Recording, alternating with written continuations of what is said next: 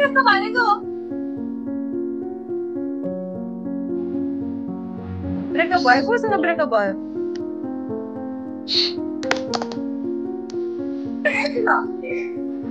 हजुर कोसँग ब्रेकअप भयो तिम्रो म त यही छु त ब्रेकअप हैन हल्का स्याड भाइब्स चाहिँ भएको छ कोसँग एउटा के हो भन्दाखेरि सुन न अब तिहारमा दसैँमा लाउनको लागि के कुर्ता सुर्ता टाइप चाहिरहेको थियो कसलाई कसलाई भन्छ त तिमीलाई मलाई तिमीलाई चाहिएछ भने भन म किनेर पठाइदिन्छु तिमीले त किन्यौ के तिमीले त किनिहाल्यौ नि मम्मी कसम खाऊ किनेर पठाइदिन्छु मम्मी कसम खाऊ कसम चाहिँ मम्मी कसम पठाइदिन्छु म पठाइदिन्छु मम्मी कसम पठाइदिन्छु ल ल ल भोलि आएन भने कहिले भोलि त हैन भोलि हैन कहिले त अष्टमीको दिनमा पठाउँछु ल है व्हाइटमा है त्यो उ दिनमा पठाउँछु के यार के यार भाइटिकाको दिनमा त कहाँ पठाउने गाह्रो छ न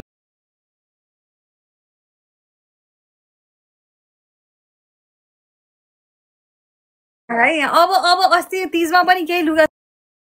सुगा आएन अब अहिले पनि भनेर आएन भने नि तिम्रो म कुरा केही पनि पत्ताउँदिन साँच्चीकै ल्याइदिन्छु कि तिमीलाई व्हाइट त हैन तिमीलाई pink pink red red colour सुहाउँछ जस्तो लाग्छ कि तिम्रो टेक्सचर हेर्दाखेरि स्किनको टेक्सचरहरू हेर्दाखेरि तिमीलाई पिङ्क र रेड कलर अलिकति ब्लू ब्लू टाइप्स पनि सुहाउँछ जस्तो छ यसो हेर्दाखेरि चाहिँ तिमीलाई कसरी थाहा भयो थाहा भइहाल्छ नि यार तिमीलाई म जतिको मायाले कसले हेरेको छ होला भन त नमस्कार नमस्कार नमस्कार नमस्कार थाहा छ तिमी भित्रभित्र ब्लस मस्किराकी छौ अझ भन्यो भनेर मस्किराकी छौ ल तिमी अष्टमीको दिन तिमीले मलाई पठाइदिनु भयो म पनि तिमीलाई अष्टमीको दिन पठाइदिन्छु ल यो सरकारी स्कुलको सर्ट चाहिँ किन लाएर हिँडेको त अहिले कहाँ कता जान लाग्यो अहिलेको स्टाइल हो क्या अहिलेको फेसनमा चलेको सर्ट हो हाम्रो बेलामा त हामी सरकारी स्कुलको यस्तै सर्ट लाउँथ्यौँ त होइन हौ ए ठिक छ म एकछिन एउटाले अलिकति भाइलाई रेस्क्यु गर्न जानुपर्ने छ है अहिले रेस्क्यु हो कि के हो अहिले थाहा भइहाल्छ नि कोसँग बोल्छु र भाइ म अभी तिमी बोलिरहेको यो मेरै साथीसँग गएर बोलेछौ तिमी 20मासँग भनेर यहाँनिर आइलास् 20मा 20मा के हो गाइस भेटघाटै भएको छैन को 20मा हो भाइ म अभी भेटघाटै भएको छैन कसैसँग अनि अहिले तिमी कोसँग चाहिँ ब्रेकअप गरेर आएको त भर्खर लागेको छ ब्रेकअप मेरो होइन कि मेरो भाइको जिग्री भाइको ब्रेकअप भएको छ त्यहाँ ए कहाँ ब्रेकअप गर्छु हो म मेरो त कहाँ त्यस्तो हुँदैन नि तिम्रो कोसँग चाहिँ ब्रेकअप हुन्छ पख टुलुले बोलाउँछु एकछिन पख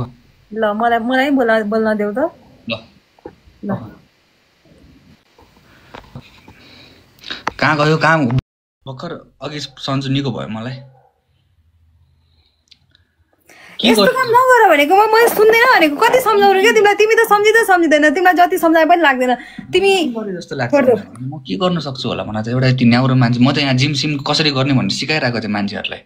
ए जिम सिकाइरहेको थियो तिमी के सिकाइरहेको थियो जिममा मैले कसैसँग त्यस्तो कुराहरू गरेँ त के गर्नु यार भन त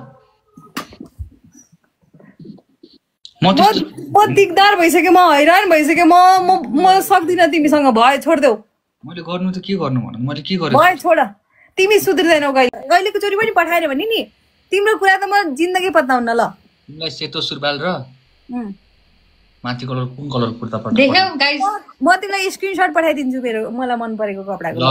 कलर पठाऊ है कलर कपडाको चाहिँ होइन कलर पठाऊ तिम्रो त फेरि हाई डिमान्ड होला आमा कपडा कलर चाहिँ पठाऊ म कलर चाहिँ चुज गरेर पठाइदिन्छु हाई डिमान्ड होला अरे महँगो माग्छ भनेर पहिले सुरु गर्न कति बाटो छ यसलाई कुन कलर यसलाई हामी दुवैजना अफ व्हाइट लगाऊ ल के अफ व्हाइट भनेको एउटा व्हाइट लगाएको टी सर्टको कलर ए अफ व्हाइट भन्छ यसलाई त्यो of white A of white भन्छ अफ व्हाइट जस्तै देखिरहेको छ त अनि हाम्रो त केटाहरूको ब्ल्याक हुन्छ व्हाइट हुन्छ रेड हुन्छ अफ व्हाइट कुन हो यो अलिकति अन व्हाइट पनि छ कि त्यस्तो हो के टीका त रातो हुन्छ नि त अब हामी व्हाइट लगायो भने टक्क रातो टीका रातै राम्रो देख्दैन नि त ए ठीक छ ल हुन्छ तिमीहरूले जे भन्छौ मगाऊ के म चाहिँ के लाउँछु भन्नु सोध्ला होइन केही पनि पर्दैन म यही कट्टु र यही टी सर्टमा हुन्छु उस्तै पर्यो भने मलाई लाउँदिन भन्न म त्यो दिन सुतेरै कटाइदिन्छु त आनन्द तिमी के लाउने भन न मलाई त्यस्तो केही पनि म अरे यार म हो के बिचारा हो तर अब होइन यहाँ सुन्छु यसलाई सोध नयाँ कपडा नकिने कति दिन भयो भनेर सोध यसलाई भाइ यहाँ सुन तिम्रो त्यो अस्तिको त्यो येलो कलरको छैन त कुर्ता के त त्यो जो अस्ति भर्खर हजुर लगाएको चेक गरे हो त्यही कुर्ता भइहाल्यो नि उसलाई किन किन्नु भयो ट्याग पनि निकाले होइन नयाँ हो त्यो त भइगयो नि ठिक छ होइन म त्यस्तो पो छैन त्यो भन्न त भन्छ मैले लुगा नकिने कति भयो किन्दैन अहिले किन्दैन एकदमै लुगा भनेपछि त्यो दराज पुरै खाली छ दराज त पुरै खाली छ अहिले गएर हेऱ्यो भने नि लुगा राख्ने ठाउँ मतलब कि खाली भएर जहिले एउटै लुगा लगाइरहेको मैले देखिरहेको हुन्छु नि जहिले एउटै लुगा लाउँछ उसले लुगै छैन बिचारा खोजेर ल्याएर लुगा राखेर भर्नी होला भन्ने सोचिरहेको हुन्छु मैले पुरै खाली के गाई बिचारा के कहिलेका त यस्तो रिस उठ्छ है त्यो खाली देखेर आफ्नै लुगा लगेर भरिदिउँ कि जस्तो पनि लाग्छ धेरै बिचारा ल ल ल लुगा आउनु पर्यो अरू कुरा थाहा छैन है मलाई ल आउँछ म पनि जान लाग्यो म पनि अब लाइभ एन्ड गरेर सुत्न लाग्यो 12 बजीसम्म है ल